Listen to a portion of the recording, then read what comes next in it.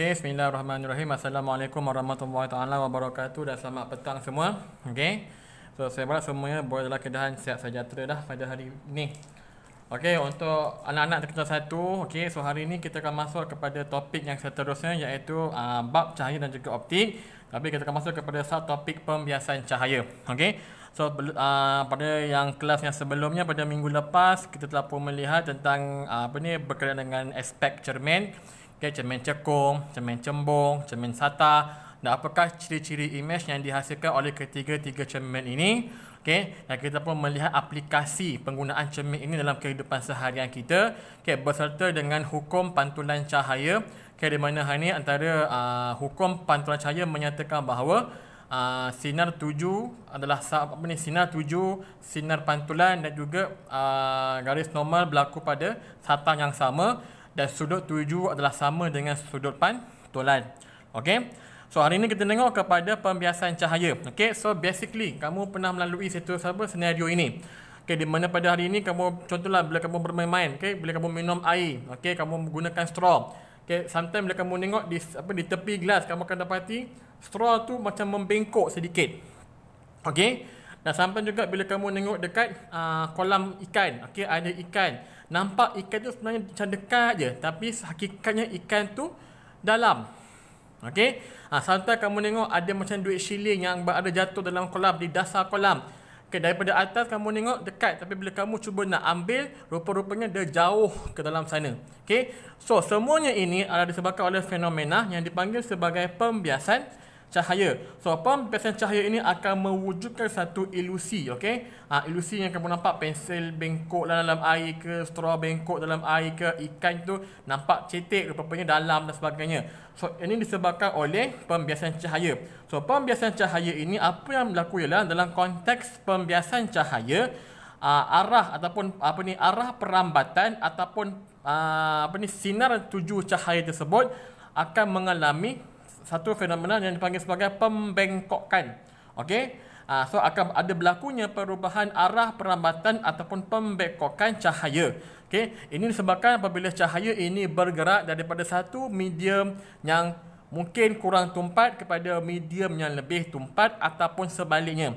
Okey. So bila cahaya ni merentasi ataupun melalui medium yang berbeza ketumpatan, contohnya seperti udara dan juga air, di mana air lebih tumpat, udara kurang tumpat. So bila cahaya ini merentasi medium yang berbeza, maka kamu akan dapati berlakunya perubahan arah perambatan ataupun berlakunya pembengkokan cahaya.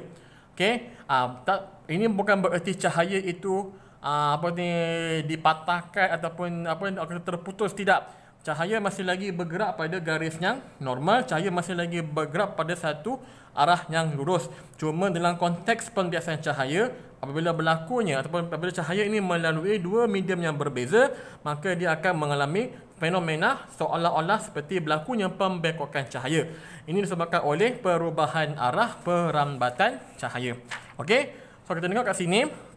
Okey, ini ada satu fenomena kat sini. Okey, kita tengok kat sini ikan dalam air. Okey, kita di luar, kita pemerhati. So pemerhati bila tengok ikan dalam air, okey, kita berada di medium yang kurang tumpat iaitu daripada cahaya. Di mana pada medium yang kurang tumpat selalunya cahaya ini akan bergerak laju. Okey, bila cahaya ini memasuki medium yang lebih tumpat seperti air, dia akan mengalami pengurangan daripada segi hal laju cahaya. So apa yang berlaku adalah pada cahaya ini sampai kepada objek iaitu kedudukan sebenar ikan ini, apabila terbiasnya cahaya tersebut daripada ikan ini untuk pergi semula kepada mata pemerhati. So apa yang berlakunya perubahan tenaga. Okey, berlakunya perubahan tenaga cahaya yang pada asalnya daripada luar ke dalam, daripada kurang tumpat ke tumpat, laju menjadi perlahan, dan daripada tumpat ke kurang tumpat, perlahan menjadi semulalah laju. So bila ini berlaku, seolah-olah hari ini kita tengok imej ataupun kedudukan ikan tadi berada lebih cetek daripada kedudukan asalnya. Okey, so ini disebabkan oleh perbezaan hal laju cahaya apabila merentasi ataupun melalui dua medium yang berbeza. Okey, itulah kenapa kita nampak ikan ini seolah-olah dekat, cetek, sedangkan dia punya kedudukan sebenar adalah jauh ke dalam. Okey. Dan jika kita tengok kat sini, sama juga macam pembiasan, sama macam pantulan, pembiasan cahaya pun dia ada sinar tuju dan juga tambahan sinar biasan. Okey. Dan pada garis yang normal, okey, pada garis yang normal, jika cahaya ini melalui ataupun merentasi daripada medium yang lebih tumpat kepada medium yang kurang tumpat. Okey.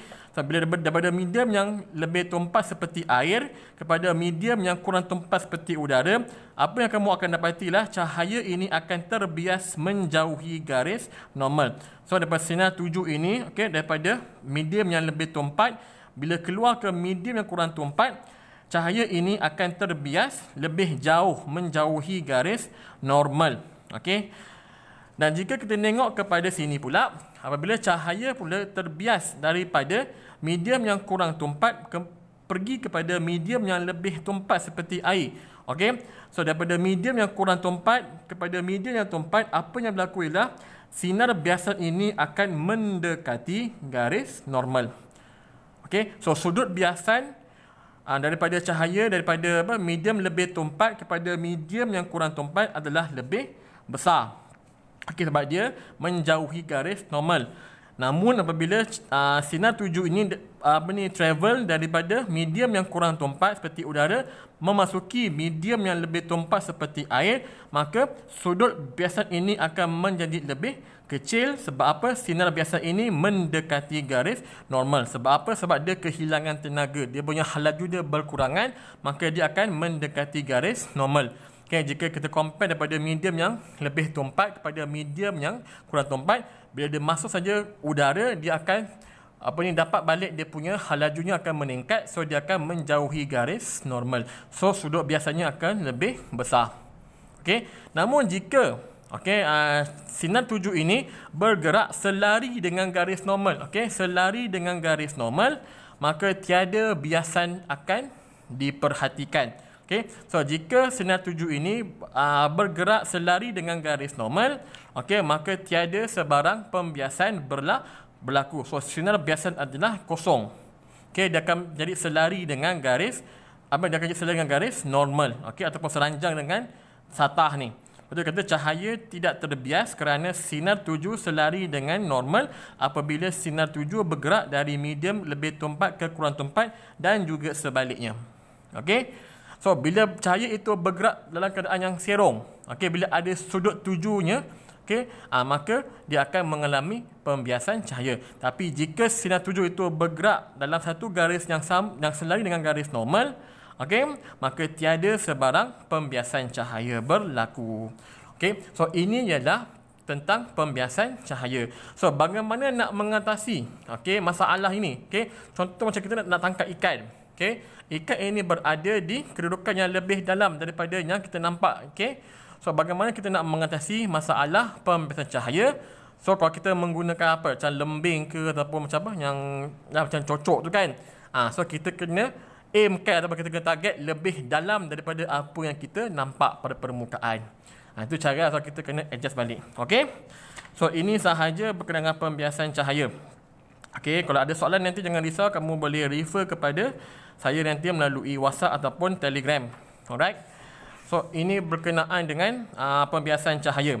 So pada kelas yang akan datang kita akan memasuki topik penyebaran cahaya. So pada hari ini tiada latihan formatif yang diberikan kepada kamu. So saya harap kita akan berjumpa lagi di waktu yang akan datang insya-Allah. Sekian, terima kasih. Assalamualaikum warahmatullahi wabarakatuh.